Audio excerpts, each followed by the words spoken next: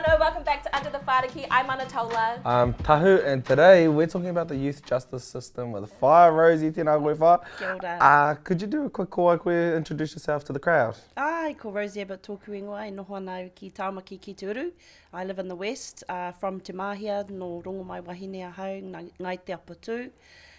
Ko Tuahuru te marae, ko Whangawehi te awa, ko Taerea te maunga, ko Ngāti rongo mai wahine te iwi. Ko ngai tū te hapu. Toko whā aku tamariki, and he roi ahau. Pai. Amazing. Lawyer. I know, lawyer Māori. justice system. I'm excited. Okay, so to kind of warm up our space, we do a little icebreaker, and that's just to kind of set the mood, kind of get us started, and kind of get comfortable talking, really, about really controversial topics. Sounds good. Starting with our major. Starting with the biggest one in the room. So our icebreaker is yeah, nah, or nah, yeah. So I'm going to read out a statement and then we're going to have a little chat. Also, Rosie, I just want you to know judgment is always allowed. Always, especially on Tahu. Okay. I'm good at that. We're good with judgment. Okay, is milk still all good the day after the expiry date? Milk? Nah. Is that a yeah, nah, or nah, yeah? Nah. Nah. Yeah. Nah. Why? Yeah, nah. Why? Well, first things first, I'm not a cow, so I don't drink cow's milk. Yeah. So milk is a no-go, full stop, but then You don't drink milk? Nah. Oh, here we go. I ain't a cow. Me too. I drink oat milk or coconut milk. Yeah, Thank you me very too. much. Almond for me. I'm here for it. Oh, what's Does almond milk, so would you drink that after expired? You know what? I have drunk oat milk the day after and it's fine. But one time I had an expired oat milk and I put it in my hot chocolate. Oh. And it was probably like a solid week, 7 days out of expiry. And I tell you, I learnt my lesson. I monitor it a lot better. But if you make your own oat milk, you have to really be, I don't know if you've ever done that before, but you have to be really mindful. So it's like 3 days. Yeah. And then you're out. So yeah, I'm a yeah, nah. Yeah, nah. Yeah, nah. Nah, yeah. All day. Like, you know, all expiry dates are all shit. The general guideline. Yeah, it's like a, it's an oppressor. Another tool of oppression. Hot topic. Yeah, these expiry dates telling me when I can't drink my milk. Alright? I'm drinking it if there's kernel on top, no problem. That's just Medicare, eh? Have you ever drunk expired milk? Yeah, heaps. Have you drunk? I don't even do the sniff test. I drink to see if it's off. Oh, brother. Yeah. I can't with you. Yeah, Wait, nah. have you Like, drunk- have my you little drunk sister milk will be straight? like, is this off though? And I'll be like, yeah. And then you're like, yeah, all good. I'll be like, That's right. yeah. Wait, have you ever drunk milk straight from like the cow? Yeah, we got cows. Yeah, so My like grandpa straight with. farming. Yeah. And does it taste the same? Nah, way better. Way better? Mm. I love non-pasteurized Yeah. milk. Is Yeah. that what it's called, Yeah. non-pasteurized Yeah. milk? Do you like oat milk? Yeah, nah. Face though. Honestly, like, cause my fiance, she's all about that stuff, and I'm full cream, full everything, Got you. real butter. She likes Olivani. No, it's the only butter. You can't call that butter. That ain't butter. I know, that's the only butter I can have. She likes Look at the judgment. Look at the judgment. Yeah. No, if I Olivani. could, I'd have real butter. Honestly, I love real butter, but I can't. It's got milk Yeah, in it. she's vegan. Look. Power to the animals. Yeah, power to the animals. We love animals around here. Yeah. But especially also the cows. vegans, stop judging people for eating what they want to eat. It's their bodies, it's their choice. Anyway, so I just All want right. to call Well, out my from little here, community. we want to learn a little bit more about the youth justice system, and you have some pātai for us. So you're going to ask us the pātai? Yeah. And then we're going to have our whiteboards. Okay. This is the part of the show where we come out to play. I'm gonna be. All go down in a screaming heap. Yeah. Anatola. All right. First question for you.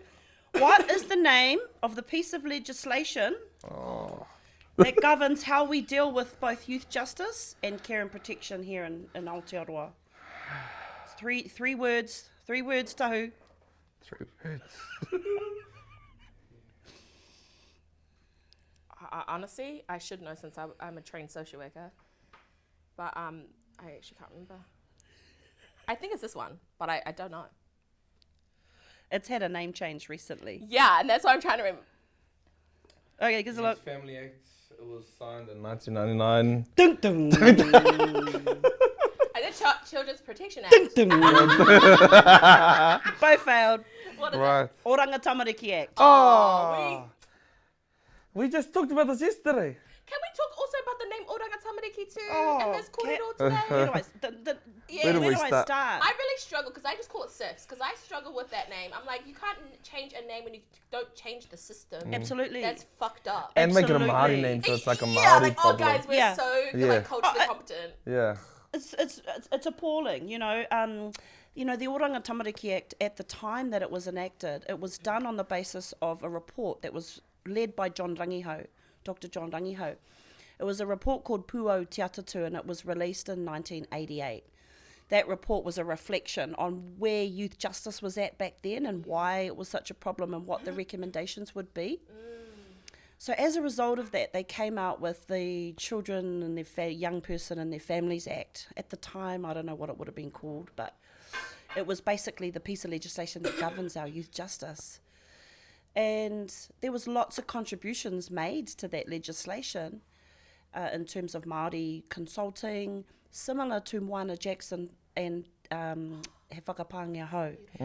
You know, same take come up in these reports. The recommendations are made, and we have this piece of legislation that's then enacted. And it's even won accolades in the United Nations for its forward thinking and its use of Indigenous practices like what they call FGCs, family group conferences, opportunities to wānanga, figure out solutions. So these are our traditional practices of wānanga. But when you legislate and incorporate them into the government machinery, how is it then enacted? So the government is the one that controls how the legislation is then enacted, put into action. So processes like having hui and wānanga become family group conferences that are legislated for. That have to be held within 7 days of a young person being remanded in custody. So how are they, community consultation, iwi consultation, but actually delivering the services that the Act provides for? Time and time again, it should be iwi social services, Māori for Māori. We know that the system hasn't worked for our people. You can't have Pākehā ministers of justice, or in fact we have a Māori minister of justice, Kitty Allen. Yeah. But you can't have them interpreting the whakaaro behind the legislation. And also when you legislate for something, from my perspective, it takes away its mana, takes away its power. Community-led kaupapa are really where things start. Absolutely. Iwi-led. So the Act has provision for iwi social services and for iwi and for Māori to take control of the situations when their young people are affected by crime. But there's no resourcing. So Oranga Tamariki receives the funding. Where's the resourcing to iwi to deal with their tamariki? It's a tricky one because we have to go right back to the misappropriation of Māori land. We have to go back to the New Zealand Wars. It's Governor Grey. We have to look at that. That's where our problem with youth justice started. Let alone the signing of the treaty, all of the misinterpretation of the articles of the treaty. They all form the foundation for why our youth statistics are so appalling. Also, the land transfer system, whenua being confiscated from Māori, losing that base has led to homelessness. These all have an impact on our whānau, on our tamariki and on our youth justice. So it's not a issue in isolation. Absolutely. It actually stems, and from my perspective, it's been another tool of colonization, just as the use of imprisonment became a tool of colonization. Once the treaty was signed, legislation started to be formed. From my opinion, the Crown couldn't win the law by force, couldn't win the war through force, through fighting. Our people were too strong. So the pen came out. And from thereafter, there were a number of pieces of legislation that had significant harm to our people. One of those being the Tohunga Suppression Act. You know, our young people need to learn skills from those who are skilled. Those were our tohunga. And that piece of legislation was enacted in 1905, and it wasn't repealed, like it wasn't extinguished, until the 60s. So for that length of time, it legislated for the government and for police to identify tohunga in our communities, to arrest them, to charge them, and to imprison them. So the rates of Māori imprisonment actually go back historically that far. I guess the other thing that's important for us to understand is the effect that urbanisation has had on our people. You know, removing our rangatahi from their tribal homelands, from that sense of connection to the whenua, that connection to their people. You know, you think about young people and how they are in the holidays, in the school holidays. Our rangatahi, take them back home to their marae, as many of us do, to reconnect. They're always running off to aunties or uncles or picking the plum trees off that nanny. They're going to see what kazi's are up to, have a swim, you know, swim in the awa, climb the maunga, eat the kai from the kainga. Those are the things that our young people enjoy.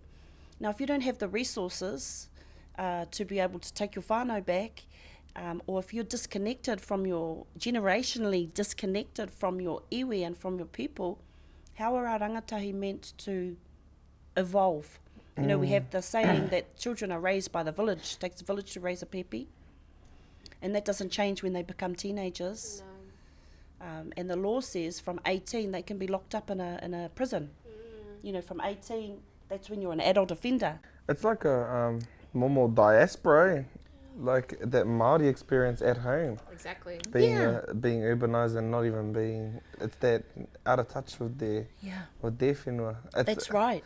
It's like the thing, the whakatauki, one thing to say or another thing to swim in it. That's right. Yeah. That's right. And so the Oranga Tamariki Act has has a section in there that forces Oranga Tamariki to actually look at cultural connection. Section 7AA of the Act makes provision for Oranga Tamariki to look into those connections. But generationally, many of the whānau who are in difficult circumstances, socioeconomically addicted to substances, they are the hua of that disconnection. You know, moving Māori whānau and the pepper potting schemes that Pākehā governments have implemented have disconnected Māori not only from their tribal base, but also in the communities. The kaupapa was to pepper pot whānau, so Māori whānau weren't put together on a street. So rangatahi don't get to experience that here in the cities. Rangatahi who are culturally starved, they don't get to experience trips home, swims in the awa. They don't get to... And I guess the other thing too about whānau raising tamariki is that a young person isn't always going to necessarily identify and connect to a parent, for example. They might have an uncle that they feel particularly close to that provides that oversight, that provides that mentoring for that young person. You know, whānau are resilient, but when the generationally, when that's been the impact on our people, you know, rangatahi tamariki need somewhere to live. We're in a housing crisis. They need something to eat, cost of food. Many of my rangatahi will be stealing, you know, doing ram raids or the like, because they need to feed their little younger brothers and sisters. Rangatahi need someone who loves them. Rangatahi need someone who they look up to, someone they can relate to. They need something that they can be proud of. They need something to do, something that makes them feel good. And if rangatahi don't have that from different members in their whānau, then they're going to create that from playing GTA, you know, or from hanging out with their mates and not having those positive influences to steer them down to the moana to go and get some kaimoana. And we have to remind ourselves too that we are a very young people. Māori are a young people in terms of the world. Generationally, it wasn't so long ago that we were in fact living in pā, and we were in fact living as hapu, and that we were in fact, in warfare with ourselves, fighting for territory, and then fighting the crown for the land acquisition. So we're very young generationally, which means that our rangatahi, they have a lot of energy. They have a lot of warrior gene in them that needs to be channeled into a positive direction. And if you can find that purpose, pai ana, and our rangatahi are passionate and capable of so much. But if they don't have those positive influences, then they're going to turn their capabilities into something else. And they get really good at it. They're really good at it. They're good at most things. Yeah. Fast on things. That's right, we're innovative. Yeah. I think about like how different my life has been to my little brother's life, because we're a whole 11 years apart. Wow, yes. And we're at just different stage of our parents' life. I was there. We grew up in Mana at home with my hapu, my whānau around me. And I come from hard-working stock. Everyone worked, and that's all I seen. We grew up just picking mussels.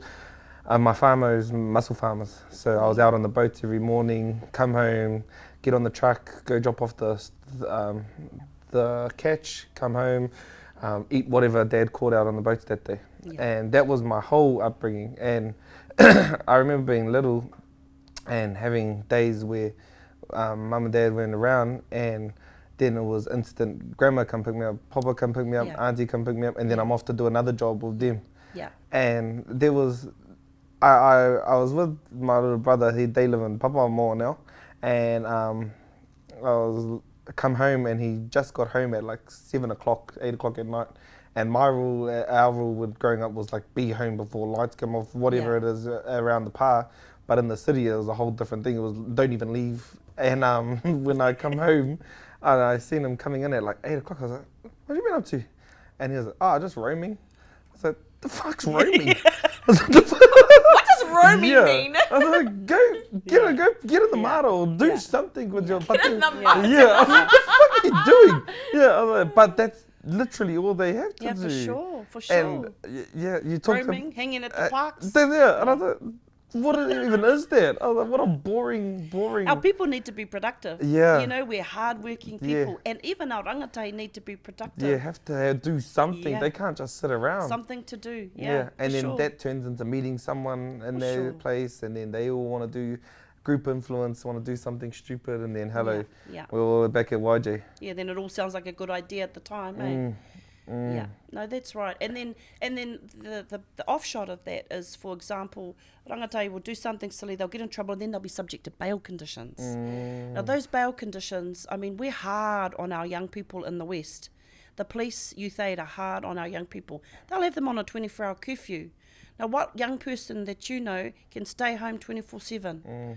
You know, and then if we think about the living situation that these kids are living in, I had a young fella on bail conditions, 24-hour curfew he was on, and he was living in a household where there was a lot of drug use. Yeah, the environment safe that they're being held in. He was in the care of his auntie, and his auntie had all sorts of, unsavoury characters hanging around, and she had this particular boyfriend, and he was in the gangs, and he was heavy on the methamphetamine, and, you know, if he would try and kick this boy's door down late at night, even though the boy would lock the door, to have a fight with him, this young fella.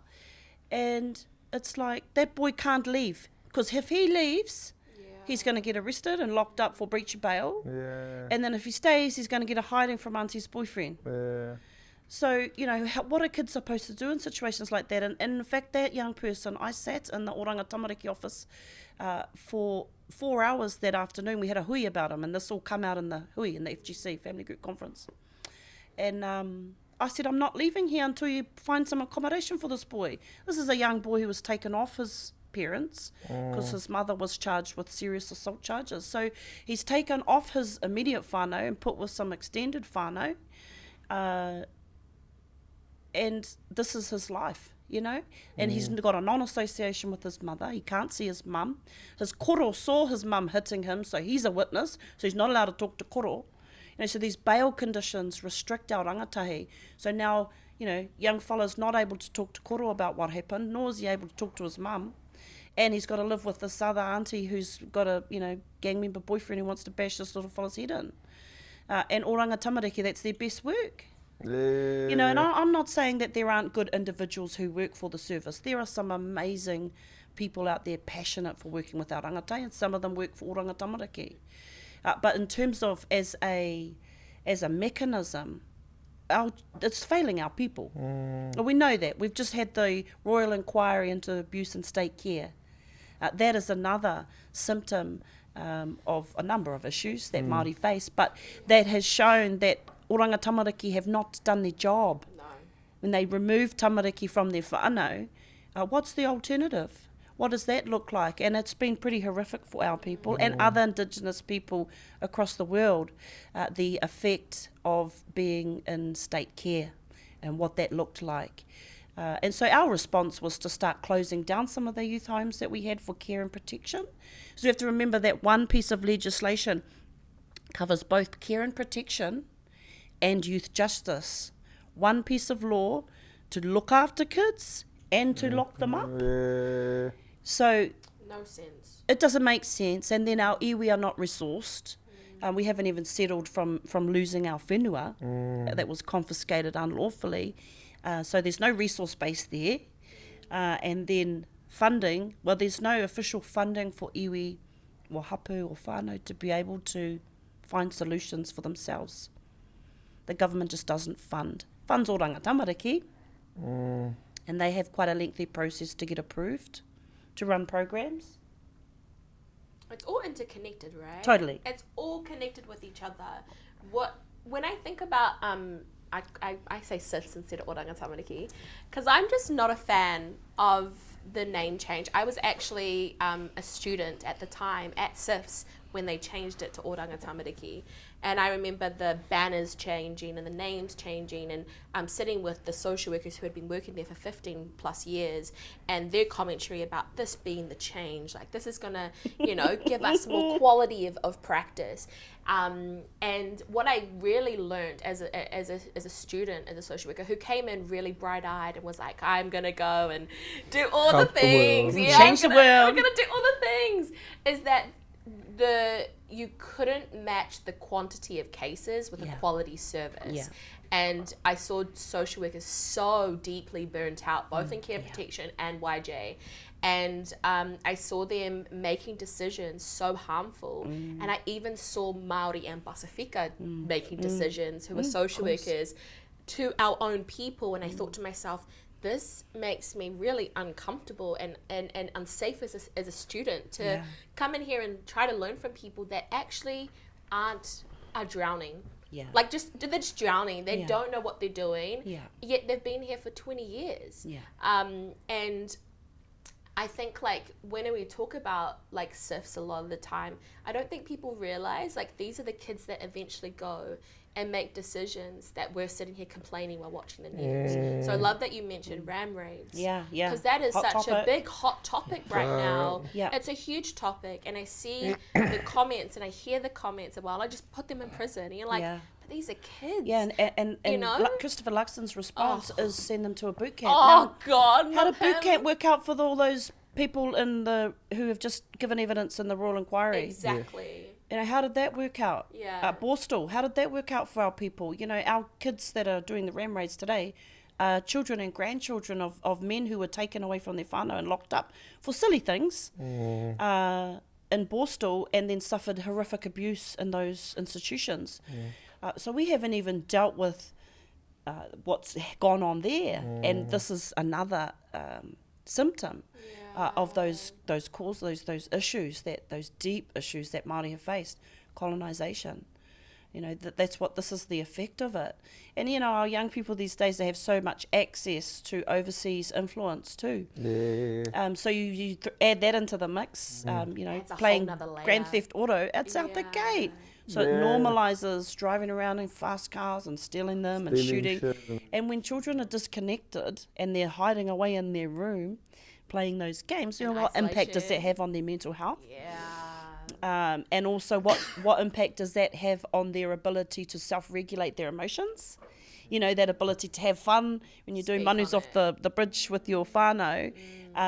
They have to replicate that because they can't get to the bridge because they've got no petrol, and, you know, all their cousins are locked up, you know, all their bros are locked up, because that's the reality of kids in YJ in the cities. So they don't have the ability to access those things that we would normally find joyful, to those opportunities to work hard. So they find opportunities, you know, by hanging out with their mates and coming up with dumb ideas. And the ram raids, you know, the media, the media's grabbed hold of ram raids and is running towards the trial line with it. But this has been an ongoing issue for many years. I mean, my young people have been doing ram raids from way back. I think one of the big problems is the state of homelessness. You know, our rangatahi don't have anywhere to live. They don't have anything to eat. And Oranga Tamariki's response is to remove them.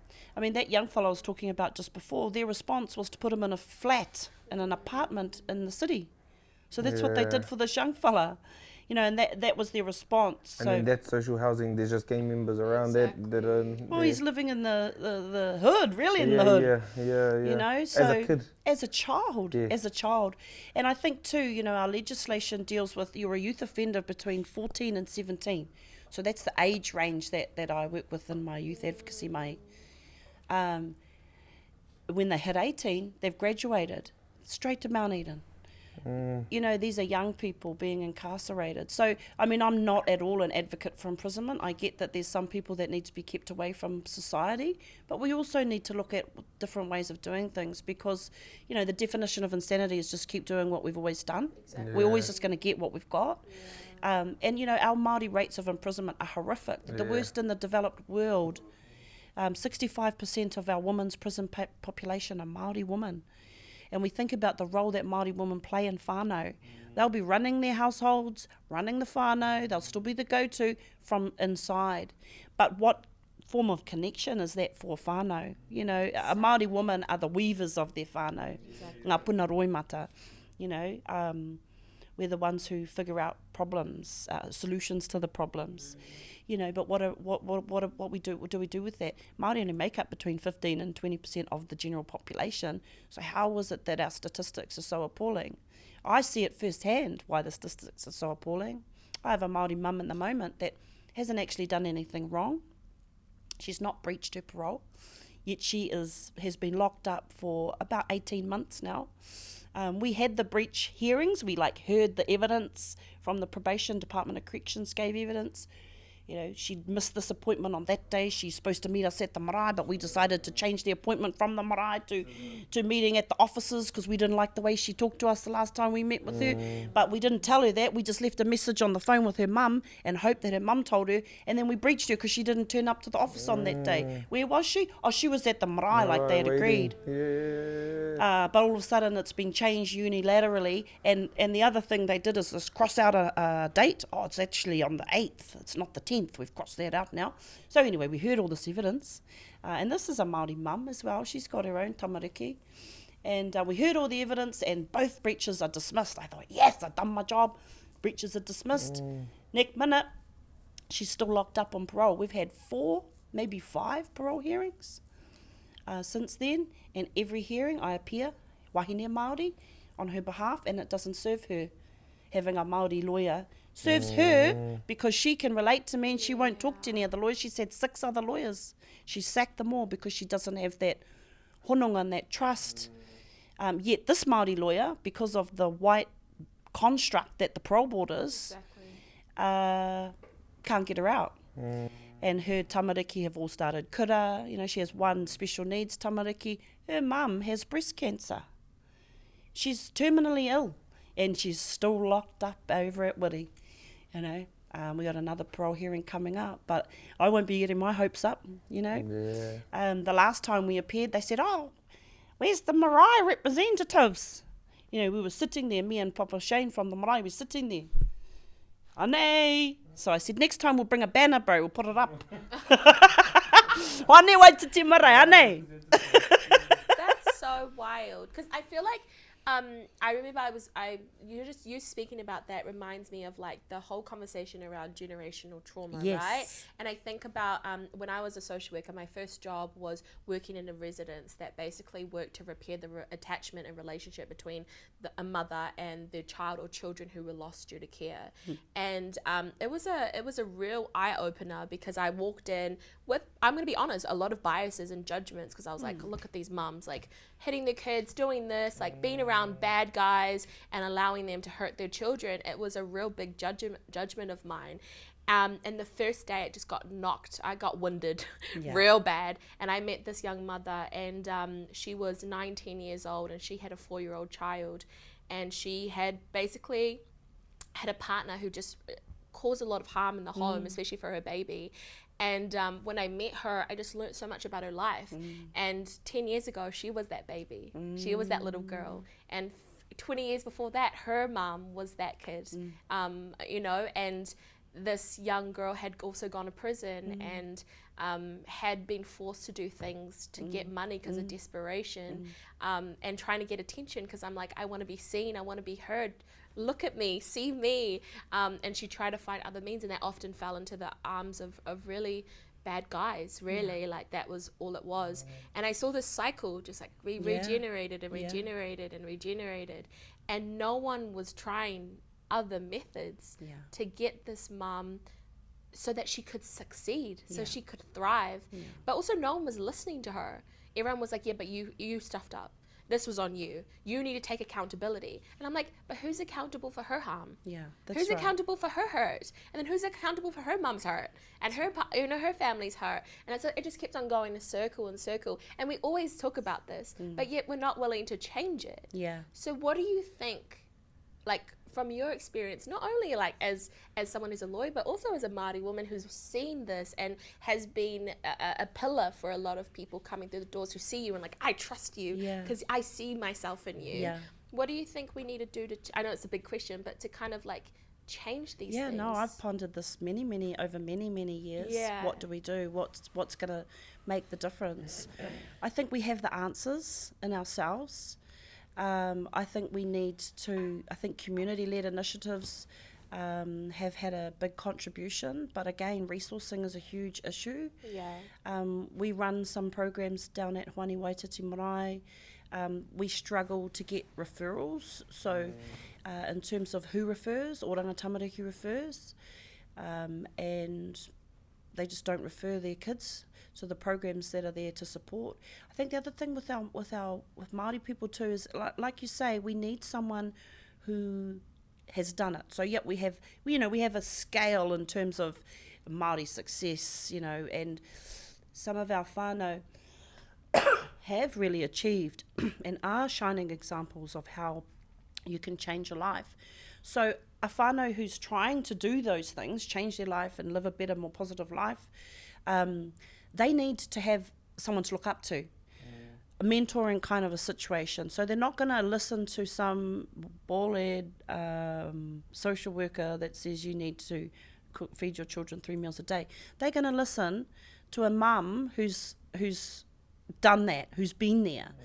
So there does need to be community-led initiatives. We know from our experience with, for example, the implementation of the Oranga Tamariki Act, that government-controlled initiatives, they don't work for our people. So I believe that our iwi need to be resourced. I believe the solution is on the marae. I believe our people being connected back to their marae or to marae generally. If you live in Auckland, you know, there are a number of urban marae that have a number of initiatives. I'm a firm advocate for marae services. But there's the bigger issues like the housing crisis we're in. Those all have an impact. I have young people in custody because mum hasn't got a house. And that's the only reason. Far out. She doesn't have a house that I can apply for bail to. So he's just get back into korowai manaki. So yeah, I do think there are solutions within our people. I don't hold all the solutions myself, but I've pondered this for many years because I'm a solutions-focused person. I know the problems. What's the solutions? You know, oranga tamariki need to give up some of that money. The whole system needs to be deconstructed. Absolutely. Even the legislation, because we have to remind ourselves, the legislation that's been enacted was a tool of oppression. It's a tool of colonization. And that's the war of the pen, you know, that followed because it couldn't be won by force. So legislation has never served our people. You know, going to prison is not a thing that we whakamā of, because it's just something that we have had all our whole existence. You know, when the early on, when the legislation started to be enacted, there were offences for Māori to be in a group of more than 3. So if you're Māori and you're out there and there's 3 of you, you could be arrested and locked up for that, sent to the Chatham Islands. You know, so small offences. And the police force was also brought in mainly from Scotland to control and to do what the Crown, what Governor Grey and those early colonials wanted them to do. So the whole policing system, the whole incarceration of our people, they are all tools of colonization. So how do you know, deconstruct those mechanisms that have been constructed? We need iwi solutions. We need marae-based services. We need whānau for whānau solutions. You know, usually in a whānau, there will be someone in that whānau who has made good decisions, or, you know, it's about putting the net wider, thinking differently, not locking our children up. Giving them homes, somewhere to live, something to eat, someone to love them, something to believe in. You know, the other thing too with our young people in court, not only our young people, but even our adults. You walk into a courtroom and you don't know who all the players are. Sure, they introduce them, but, you know, you're freaking out because it's court, so blank. There's all these different players. And the person sitting in the main seat, the judge. Now, don't get me wrong, we've had some amazing judicial officers in this country. Judge Mick Brown, early 80s, was amazing. He actually helped contribute to the youth legislation we have. So we have some good judges. Judge Hemi Taumanu, first Māori District Court judge. You know, Judge Ophir Cassidy, she's our youth court judge down in Waitakere. Where's the moko kauai? How liberating for our people. You know, we have some amazing players. So don't get me wrong. But traditionally, the person who's sitting in the judicial seat hasn't served us. We actually don't feel a connection to that person. So we don't carry a whole stigma of whakamā for a sense of obligation to that person. That person is there to be the judge, to judge over the proceedings. But this rangatai don't know that person. You know, so there's usually someone in the whānau that a rangatai is going to feel obligated to, going to respect. You know, for us to have a respect for someone, it's you know, it's a bit of give and take. You've got to trust that person. So they're not going to care. Oh, judge says you're on a 24-hour curfew. I don't care. You know, I don't care. You know, what is that? Who's that to me? I don't care. You know, or you this is what you've done. Or I don't care, because they don't have that obligation. They don't have that trust, and they don't have the respect for the process. Sure, the sigil behind them shows one rangatira wearing a korowai and one chick, she's the queen, wearing a fancy dress. So our justice symbol thing shows that. But in practice, it ain't like that. You know, we should be able to wānanga and hui on our marae. We should be able to take our kids home and work with the whānau we have to find solutions. We need more homes for our kids. Our kids don't have somewhere to live. They don't have something to eat. So there's lots of problems, but they stem back. So it's deconstruction, and then it's rebuilding.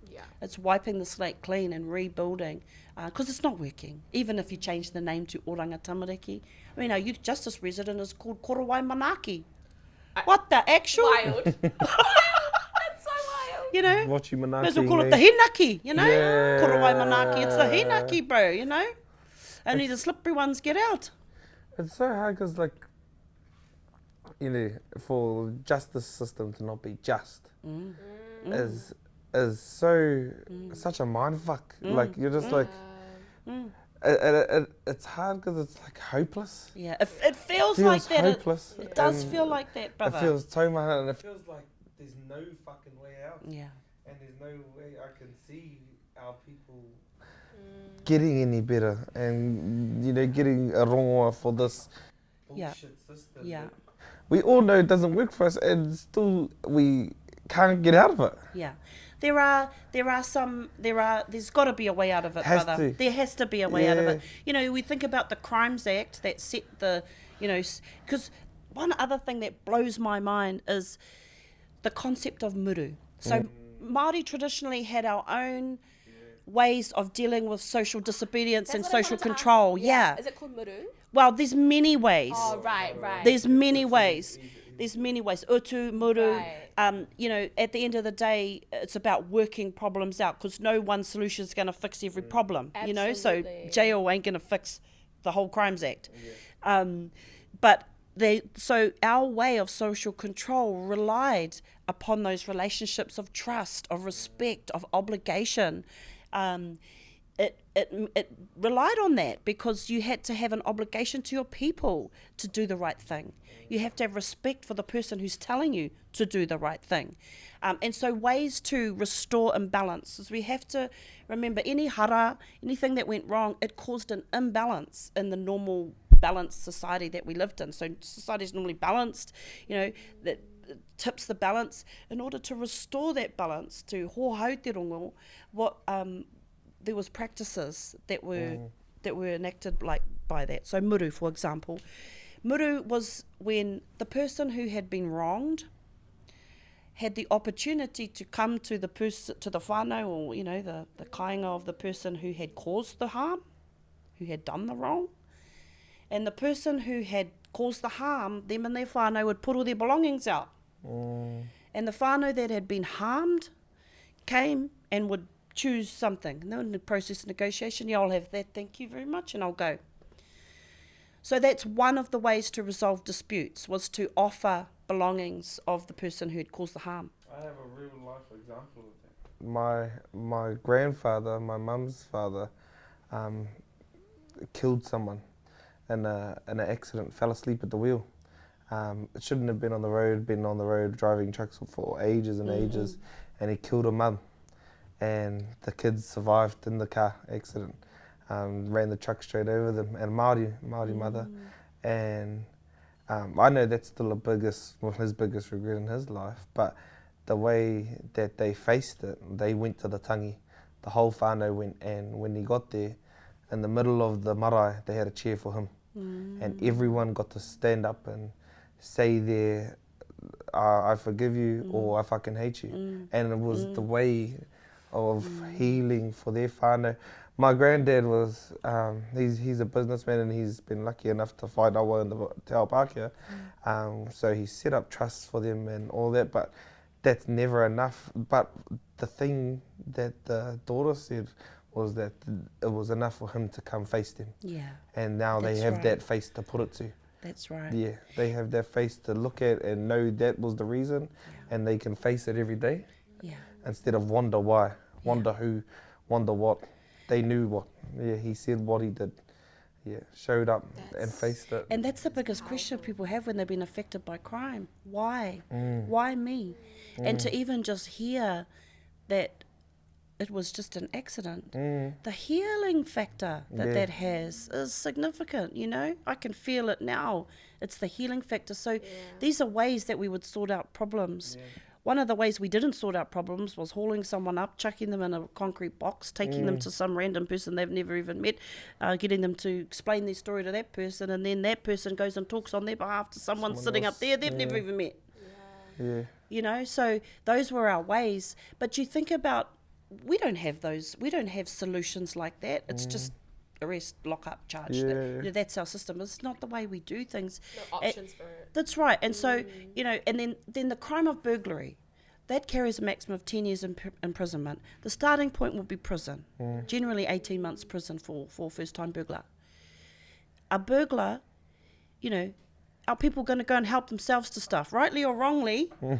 Our people, you know, that rightly or wrongly, because that's one of the practices. Yeah, sure, it's been misconstrued and they're taking stuff when they haven't even been harmed. But as an offence, that's an example of one of the offences in the Crimes Act that is at odds with one of the ways that we resolve disputes. So the solution is with us. The solution is with Māori. Yeah.